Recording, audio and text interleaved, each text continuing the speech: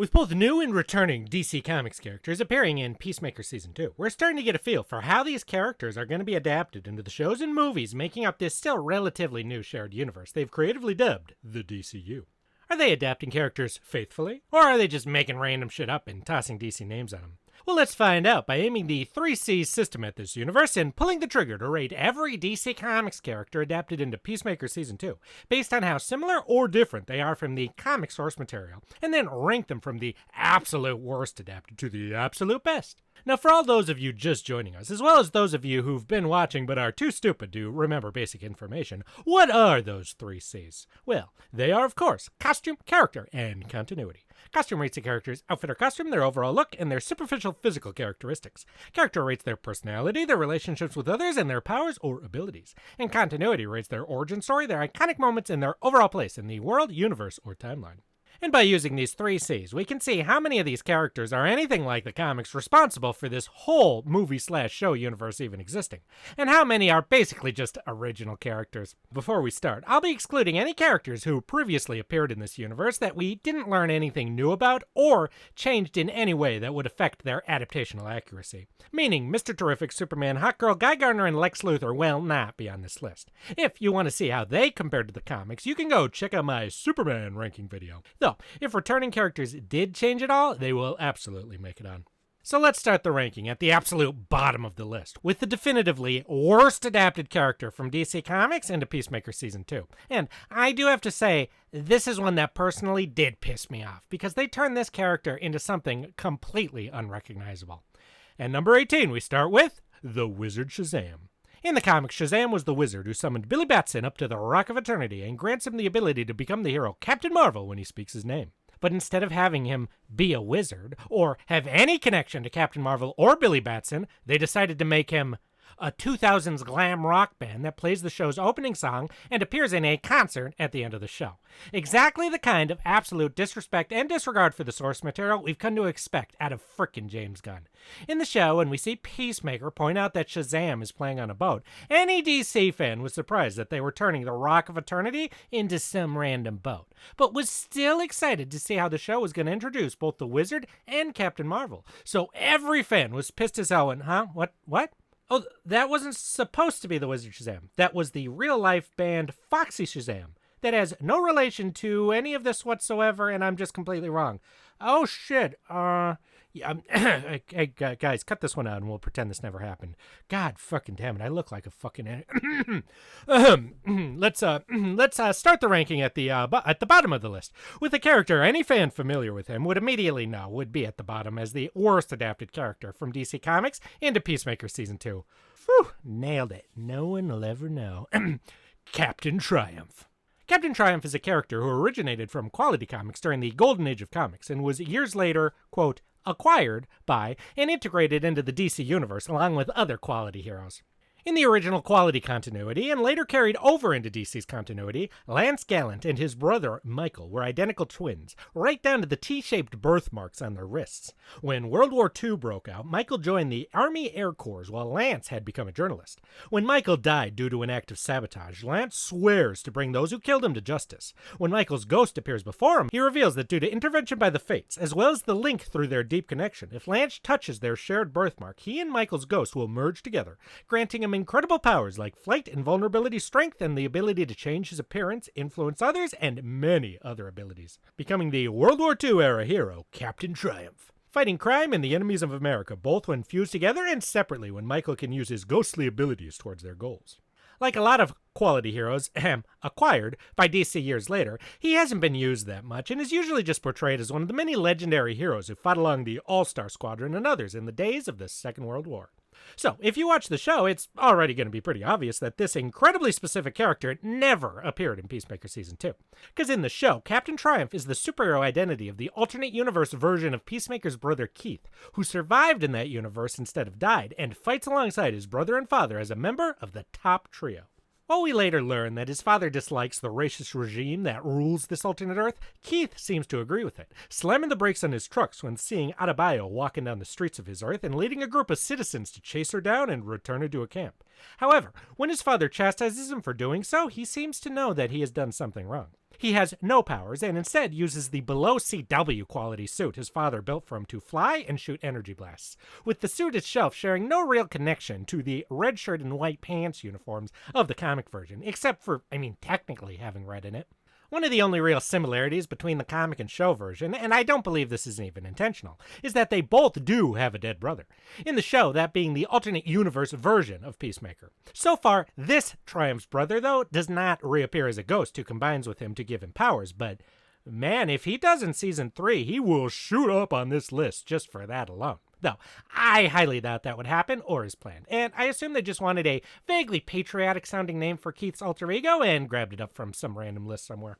So, basically they took a Golden Age hero who fought against the Nazis and made him into a straight-up Nazi with no relation to the original character whatsoever. Quite an insult.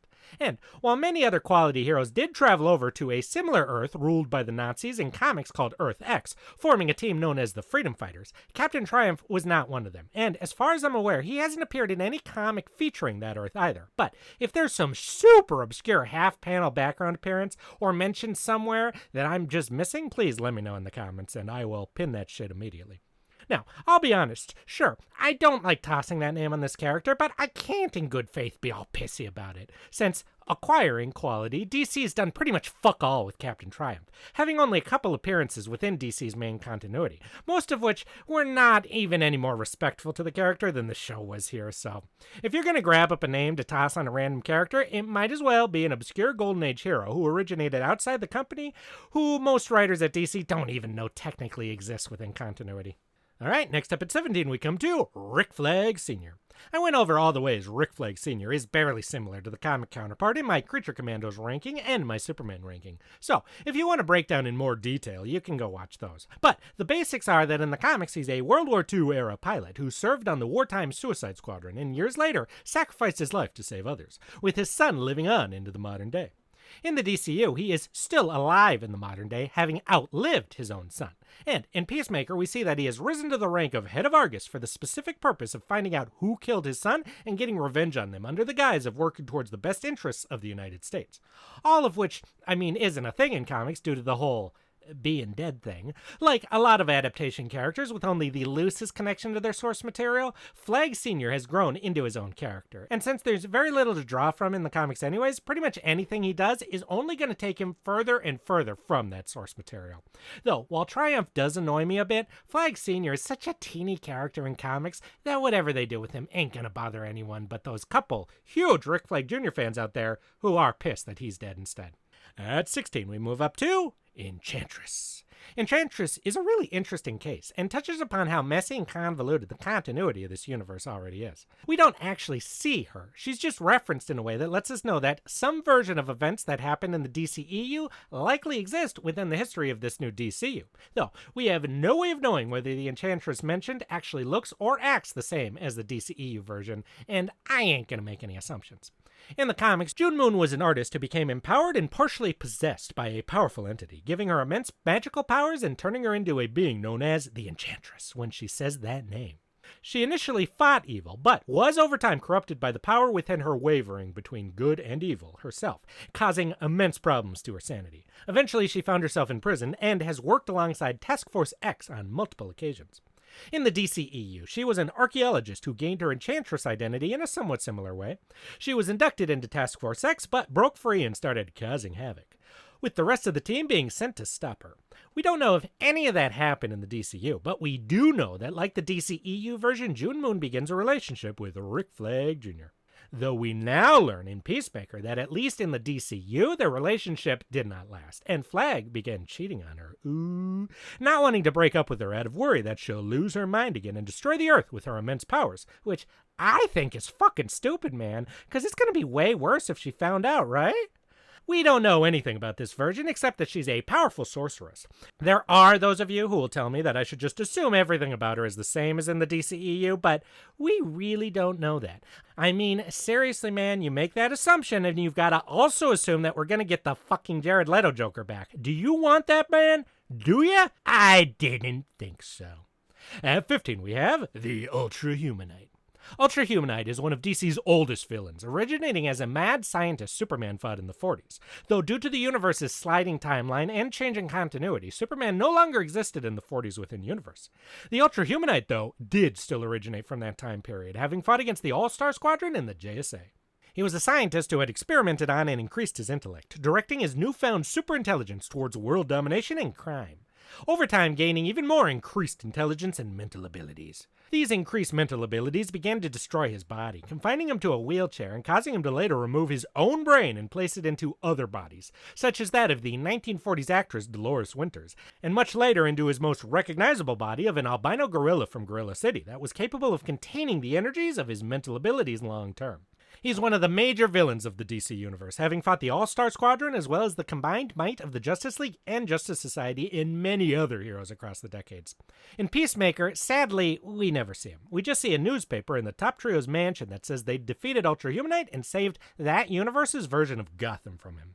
Besides that, we know absolutely nothing about him. The comic version does not have any specific association with Gotham and does not have a counterpart on or relation to Earth X in the comics. Whether or not Ultra-Humanite is in a human body, is in his gorilla body, or if he even has mental abilities, or is anything whatsoever like the comic version, we have no idea. And I cannot read that little text on the newspaper clipping. So if you can, feel free to tell me what the hell that squiggly shit says.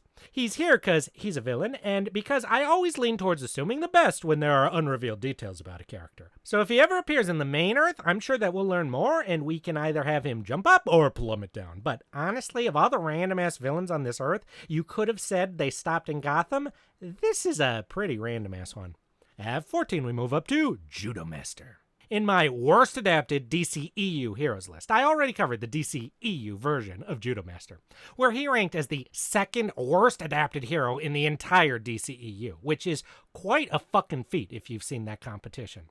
And while this DCU version is virtually the exact same character, there are three things that bring him up a teensy-weensy bit higher. The first is that in this season, he can actually put up a fucking fight against Peacemaker, while in Season 1, he just got his ass kicked, making him a little more deserving of the Judo Master title. The second is that he starts to become a bit of a hero, instead of just being a henchman to the mind-eating alien insects trying to take over the world. And third is while in Season 1, we never learned his real identity, in Season 2, we get to hear his real name, and it is exactly what it is supposed to be, Rip Jagger, which surprised the hell out of me, honestly. In the comics, Rick Jagger was a soldier in the U.S. Army during World War II who saved the daughter of a tribal chief in the Pacific Islands. In return, he was taught a secret and powerful form of judo, and was then given an outfit alongside the title Judo Master. He used the costume identity to fight alongside both fellow soldiers and superheroes, eventually picking up a kid sidekick named Tiger. We don't know the history of the show version of Judo Master, and it's unlikely to be all that similar, honestly. Their costumes have similar cuts, but the colors are completely different, with the original wearing either a white and red or red and yellow outfit, while the show version wears none of those colors and just goes with a super ugly-ass green uniform. The show version is incredibly short, while the comic version has the same super buff and tall build of every other superhero. And I have no idea why the hell a martial arts expert would eat so much goddamn fucking Cheetos, which is just not a thing in the comics, and it's just empty calories. What are you doing, man? And as I said, while he was more of a villain in Season 1, in Season 2 he seems somewhat inspired by Peacemaker and the others, leaving his role at Argus to form a new peacekeeping organization with him. While we still don't learn that much about him, two things we do learn about him from dialogue is that he's both Buddhist and a homosexual. The comic version does spend many years living in tranquility within the hidden city of Nanda Parbat and has communed with the being Ramakusha, both of which are amalgamated concepts of various Eastern spiritual traditions, including Buddhism, so that's kinda something. However, as far as his sexuality, in the comics he has a son, and clearly no one wearing this could ever be anything but straight as hell. Anyways, now moving up to 13 with John Economos. Like Rick Flag Sr., I covered Economos in the earlier Creature Commandos ranking. In the comics, Economos was a warden at Belle Reve who Waller works with when getting prisoners for Task Force X. In the DCU and DCEU, Economos works for Argus and directly under Waller. After the Task Force X program is disbanded, Economos is forced to work on a team alongside Peacemaker, with him believing it is punishment for working against her to help Task Force X save Corto Maltese. Across Season 1, he forms a bond with Peacemaker and the other members of the team, and this continues into Season 2, with him still working for Argus Argus, but being willing to risk his job and likely life to aid Peacemaker, even as his boss, Rick Flag Sr., is working to take him down. He eventually leaves Argus to form a new organization, Checkmate, alongside his friends and allies. With both Argus and Checkmate being organizations the comic version is just not a member of. Though there are some visual similarities, such as the glasses, beard, and let's say less than athletic appearance. The two have very different personalities, with the comic version being much more well-adjusted than the quite socially awkward and neurotic show version. Another major difference is that the show Economos is shown to be very technologically capable, able to hack into the CIA and Argus, and able to hack Peacemaker's keypad with tech others have no idea how to use. So, while he started out kinda related to the comic version with his connection to Waller and Task Force X, the more this universe goes on, the more he's going to continue to develop into his own completely unrelated character and possibly drift further down these lists. Up to 12 now with Vigilante. Vigilante was another hero who appeared on my worst adapted DCEU heroes list. Unlike Judo Master, though, nothing happens in this season that puts him any higher in the list. Since I covered him already, I won't go into too much detail, except for what further changes we learn about him in Season 2. So, if you want to see a bit more about him in detail, you can go check out that list, and I'm honestly starting to feel like I should be saying, I'd like to thank today's sponsor, the Superman ranking list that I did earlier at this point, because I keep repeating it. Comic Adrian Chase was a district attorney whose family was killed by mobsters. He became the costume vigilante, creatively known as Vigilante, to go after criminals who would fall through the cracks of the criminal justice system due to corruption or technicalities. Initially, he tried to resist killing, but over time his psyche is pushed further and further as he becomes more and more violent with criminals, until he can't take his own guilt for the many horrible actions he's done and ends it all. Meanwhile, the show version gleefully kills pretty much anyone he can justify as a criminal, including graffiti artists and Johns who hire prostitutes. He is not anywhere near a district attorney, but a busboy, though we do learn in this season that he has an uncle who's an attorney, so maybe they share a name, He idolizes Peacemaker and sees him as his best friend in the show, while in the comics, they fought each other after Peacemaker killed another person going by the Vigilante identity, and they're just not pals. In Season 2, we see that he lives with his mother, who he constantly acts like a rebellious teenager with, and operates out of a locked room in her basement. In the comics, we never see Vigilante's mother, though we do see his father. However, in the show, we learn nothing about his pop, except that he came out as gay at some point and seemingly left his family soon after. Both versions have a brother. In the comics, this is Dorian Chase, who took up the Vigilante moniker for a time after his brother. In the show, this is Gut Chase, who we learn very little about, except at one point he was friends with Peacemaker. We also learn that he has taken millions of dollars in cash, drugs, and other contraband from the many gang members and criminals he's killed and stored it all in his basement, unwilling to spend it due to it being blood money. Though later on he's convinced to use it to help the team set up Checkmate, an organization the comic version is also not associated with. The costume looks pretty much straight out of the comics, one of the best ones I've ever seen, which is cool, but besides being an anti-hero of sorts, they still share pretty much nothing in common. While the comic version is haunted by guilt over the increasing levels of violence he causes, the show version is pretty carefree at the idea of straight-up kidnapping and murdering a judge's family to free Peacemaker from prison, and shows no remorse when he or his Earth X doppelganger, I'm not sure which actually, accidentally kill what turned out to be a heroic man they thought was a villain, making him basically the exact opposite of the character that he's supposedly adapting. And speaking of Earth X doppelgangers, there's no Earth X Vigilante comic counterpart to rank, so sadly he's not on the list, even though it would have been a lot of fun to rank some of those guys, as it would be unfair to rank a character who only exists and is an extension of the show-specific version of the character, with no comic source material. Though as with Ultra-Humanite and Captain Triumph, if there's no DCU version of the character, I will rank them, since as far as we're concerned, they're the only version who even exists within this whole multiverse, until we see otherwise. Alright, at 11 we come to White Rabbit. In Peacemaker, White Rabbit is a hero interviewing for a spot on the Justice Gang. We see her exiting after her interview and crying, learning later that it was due to the intercom not working correctly and her hearing comments she was not meant to hear. In the comics, White Rabbit is not a hero, wannabe or otherwise. She's a villain of Batman's. He first encounters her during a breakout at Arkham Asylum. While Batman knows every villain in Gotham, he is not familiar with her, and while trying to follow the White Rabbit to deduce her identity and motives, he loses track of her, and later it is revealed she is actually Jaina Hudson, the daughter of an American diplomat and a Bollywood actress, who had started a relationship with Bruce Wayne. And we learn that Jaina has the ability to split herself into two separate beings, one being her normal appearance while the other is the White Rabbit identity, as well as to recombine the two aspects into one. Now, I will be very fucking surprised if any of what I just said is true for the show version. This White Rabbit does not seem to be some convoluted thing where some chick splits into two and totally changes her skin color while also having some kind of vague motives. This White Rabbit seems to just be a D-list wannabe hero in a bunny outfit, making her more similar to someone like Dumb Bunny, honestly, who I would have been jumping over the moon to see show up here. The costume, though, is pretty goddamn accurate to the cut and colors of the comic version, while still being somehow a lot less revealing than the overt lingerie cut of the comic design. Another one I'm not gonna get all upset about. It's annoying to have her as a hero when there are so many obscure scantily clad D to F list heroines that you could have chosen from within DC, but White Rabbit isn't really a particularly fleshed out character, and the costume and name is pretty much the only reason she keeps popping up. It's someone I never expected to even see a live-action version of, so that's always cool, and who knows, maybe her rejection from and mistreatment by the Justice Gang will give her a hatred of all heroes, and she'll try and, I don't know, rob a bank or something and come up against Batman someday. Here's hoppin'. Now entering the top 10 with a character who doesn't really deserve to be in that top 10, Sidney Happerson. I covered Sidney in the Superman ranking list, but the gist of the character in comics was that he was a scientist working under Luthor who specializes in cloning technology, and as I covered before, besides working under Luthor and looking quite similar, the two share very little in common in personality or their role in the story. In Peacemaker, we see him released from prison to help Flag Sr. track down Peacemaker's dimensional portal.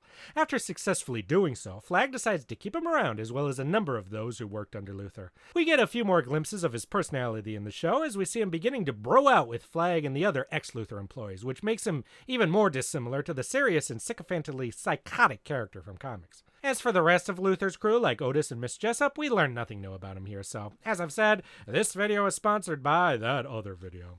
At 9, we move up to Sasha Bordeaux. Sasha Bordeaux in comics was an ex-Secret Service agent who went into the private sector working as a bodyguard, who was hired as the bodyguard for Bruce Wayne, much against his wishes. She eventually became suspicious of Wayne, always trying to shake her and disappearing, and after some investigation learned that he was the Batman. Later, her and Wayne were implicated in a murder, and knowing she'd be compelled to reveal his identity as Batman to exonerate herself, she refused and was imprisoned. In prison, she was secretly recruited by the spy organization Checkmate, who faked her death when she agreed to join the organization. She quickly rose through the ranks, becoming the Black King's knight working directly under Maxwell Lord.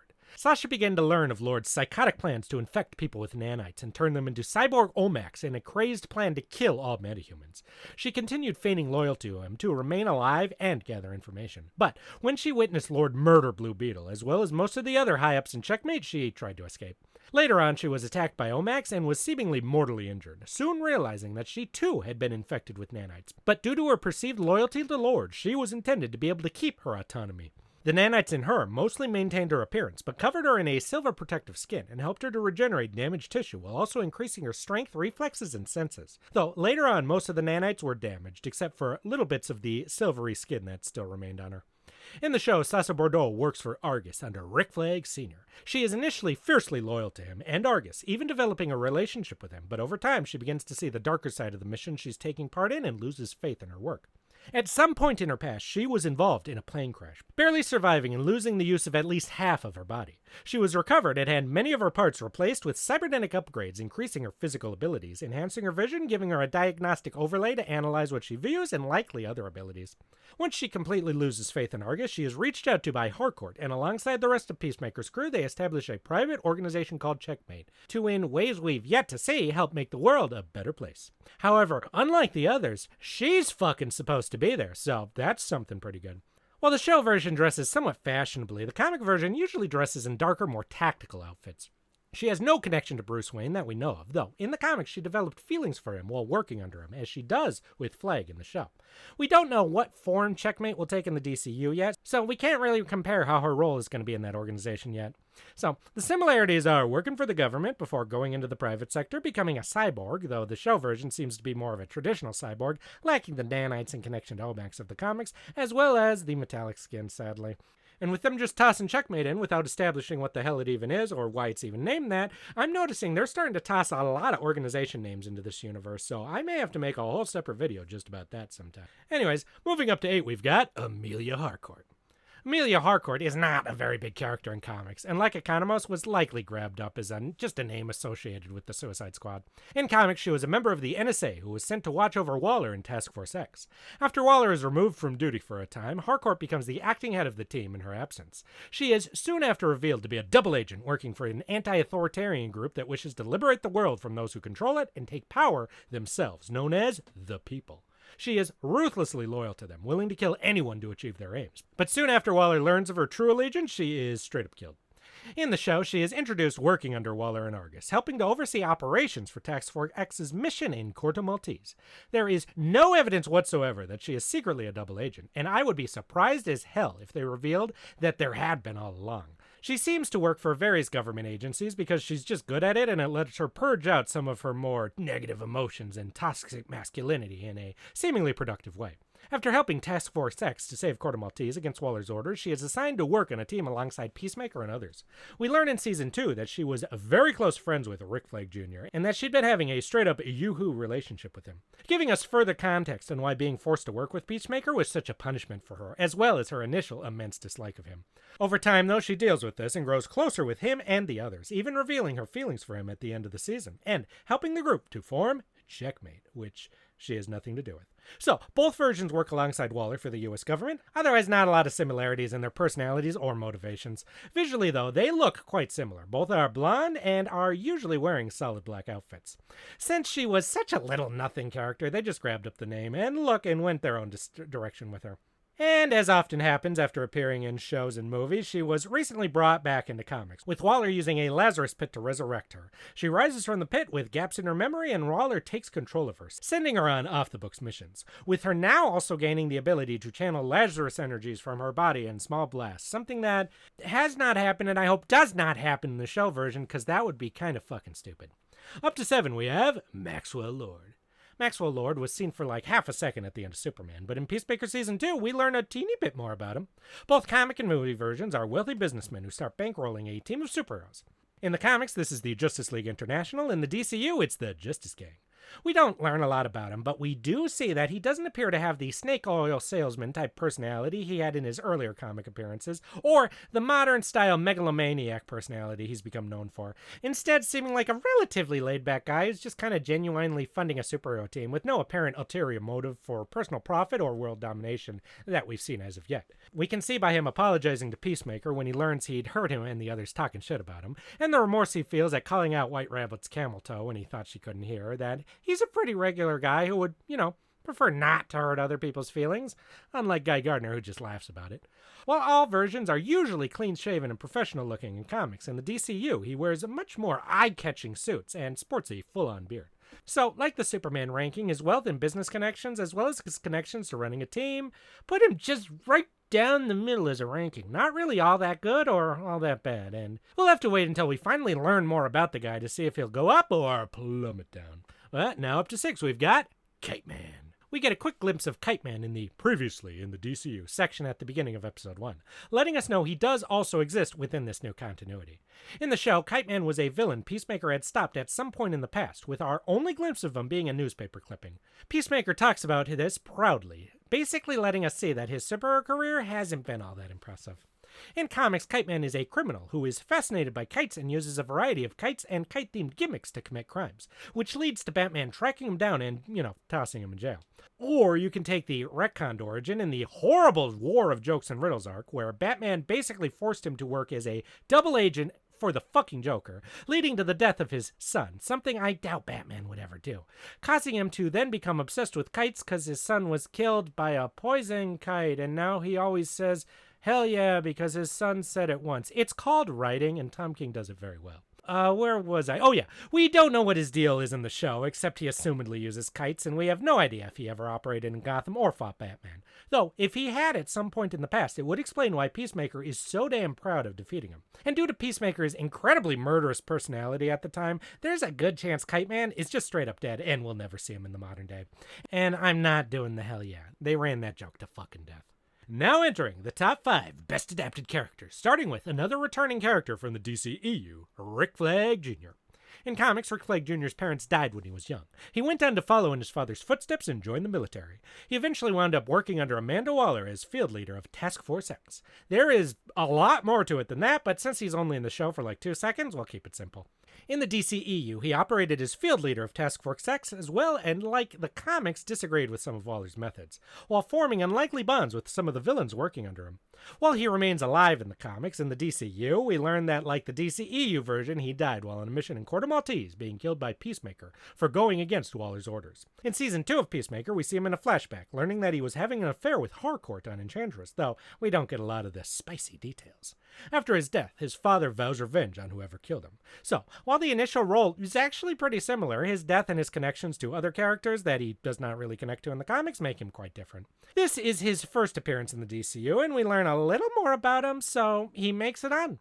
We see in a flashback that his yellow shirt from his last DCEU appearance is canon, which besides the bunny is the color he used to wear before they just started putting him in boring-ass tactical gear, so he didn't look like a character at all. And we see that his connection to Waller, Task Force X, and the US government all remains intact in this universe. And now at number 4, the character I was most excited to see on screen, the Rainbow Creature. The Rainbow Creature in Peacemaker was seen only in a newspaper clipping that stated the top trio had defeated it on Earth X. In the comics, Rainbow Creature wasn't from Earth X, but in the main DC universe, it was a mysterious creature that rose from a volcano and was being used by a South American revolutionary trying to overthrow his country's government. Each of its stripes had a different power, with it needing to consume colors in order to replenish those it had used up and regain use of those powers. Batman and Robin soon come into conflict with the creature and are able to defeat it by making it use all of its colors, turning it to dust. Unlike Ultra-Humanite, we actually get a small glimpse of what it looked like in the newspaper clipping, and it looks pretty much right off the page, even down to that bizarre-ass shape it has.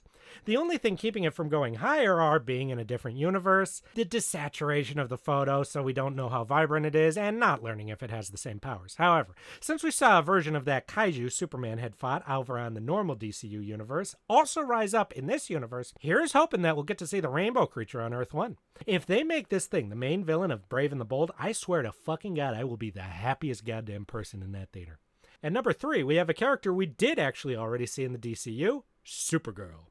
While Green Lantern, Hawkgirl, Superman, and Mr. Terrific all also appear alongside her, arriving at the DCU's version of the end of Season 1 of Peacemaker, they're all basically portrayed the same as before, with Gardner being an obnoxious, self-absorbed ass, and Kendra being kind of a casual, laid-back girl. But in Superman, Supergirl had been established as a drunken party girl with absolutely no implication that she actually even engages in superheroics. Seeing her arrive with her cousin in the Super Gang to deal with the invasion of the Butterflies, even if they were too late, changes this character quite a lot. We don't know how interested she actually is in being a hero like her cousin, but we now know that when the world needs her help, she'll be there alongside other heroes to use her abilities to save lives. This is a very good sign for her movie, since with what we saw of her at the end of Superman, mixed with the comic they're adapting for her movie being a revenge story, all signs are pointing to maybe a very different version of the character than most Supergirl fans would have wanted. Now, no matter what they change about her characterization or motivations, we know she at least came to help out as an actual superhero at least this one time, so that's pretty cool.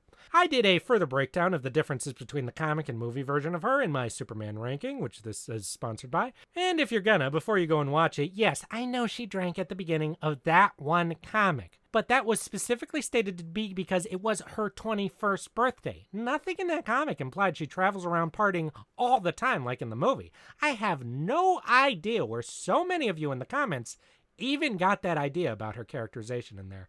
Though, yes, I should have pointed that one time out as the inspiration for this entire movie version character, so all right.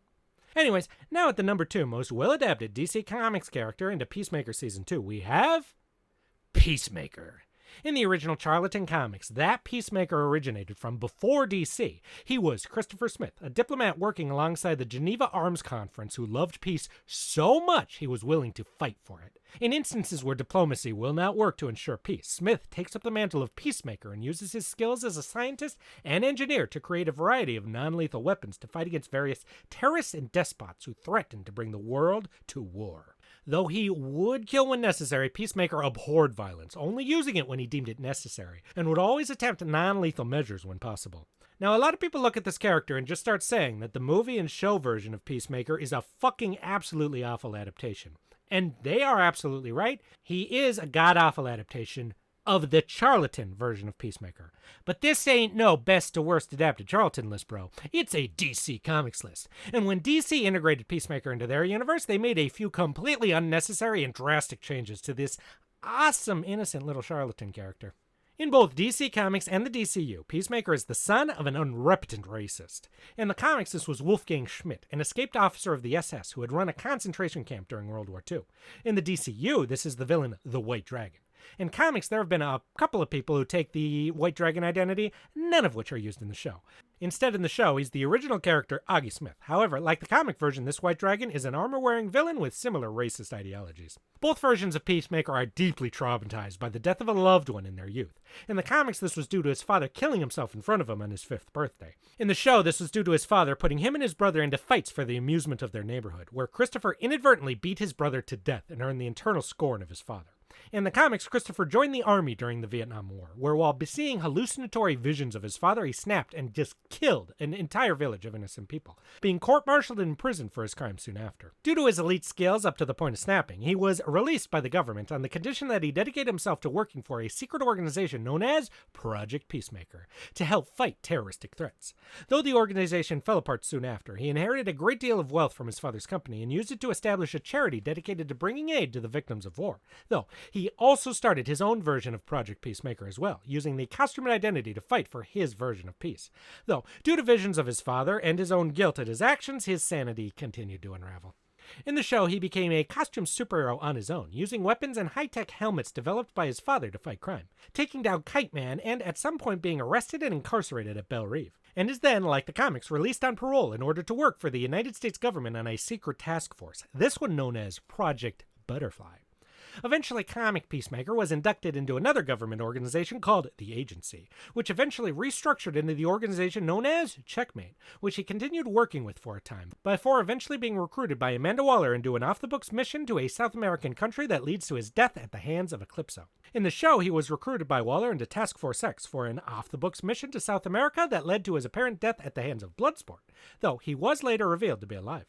The biggest difference between the two characters is that while working alongside others on Project Butterfly, he made many close friends who inspired him to change for the better, including show-exclusive character Adebayo, as well as Harcourt and Economos, none of which he has any real connection to in the comics, all of whom he eventually works with to create their own organization to ensure peace in the world, which they dub Checkmate as well. So, people say he's a shitty adaptation due to being so violent and psychotic, but if anything, he's a shitty adaptation for being relatively sane and reasonable and not being more violent and psychotic. Both versions are skilled combatants and firearm experts who are technologically advanced helmets with a variety of abilities. And on the alternate universe, he also gains access to a jetpack, which is something both versions wear in the comics. And with how he's become less violent and impulsive throughout Season 2, it seems possible that we'll get to see a combined version of the DC Comics Peacemaker and the Charlton Peacemaker, with all the glam rock, fucking swearing, and pop culture references specific to the DCU version. Alright, and now, here we are. The number one most well-adapted character from DC Comics into Peacemaker Season 2. And I cannot believe I'm about to say these words, Earth X Adolf Hitler. Much of Season 2 of Peacemaker takes place on an alternate Earth that is later revealed to be one in which the Axis powers won World War II, with the Nazis specifically taking control of the world. Though they never explicitly name this universe in the show, that would make it clearly based on Earth X, sometimes later referred to as Earth 10 in comics, a world where the Nazis won the war and took over the world, with superheroes from the main DC universe traveling over or defending their world from this totalitarian nightmare, or in recent times even springing up on Earth X itself. In both the comics and the show, Earth X Hitler is revered on these worlds well into the modern day, with his likeness seen on Mount Rushmore in the comics, and a giant mural of him painted inside government offices in the show, with copies of Mein Kampf on every desk like a Bible. In the painting we see of him, he looks like Hitler. What do you want me to say? Which is how he looks on Earth X when we see him. With that mustache style he's ruined for all time, and that brown military uniform, all the Hitler crap you're used to. We don't learn the exact details of this Earth's history, but from what's said, it seems like until the end of the war, the history of the worlds were quite similar, including his upbringing and life. And upon winning the war and taking over the world, he turned the Earth into a dystopian nightmare where his vision of racial superiority was implemented globally and led to death and suffering on an unprecedented scale. With all of those not aligning with his Aryan vision, being forced to live and work in camps as slaves for the rest of society, as we overhear the citizens of this Earth yelling while chasing Adebayo and Judo Master explain from his research into this world.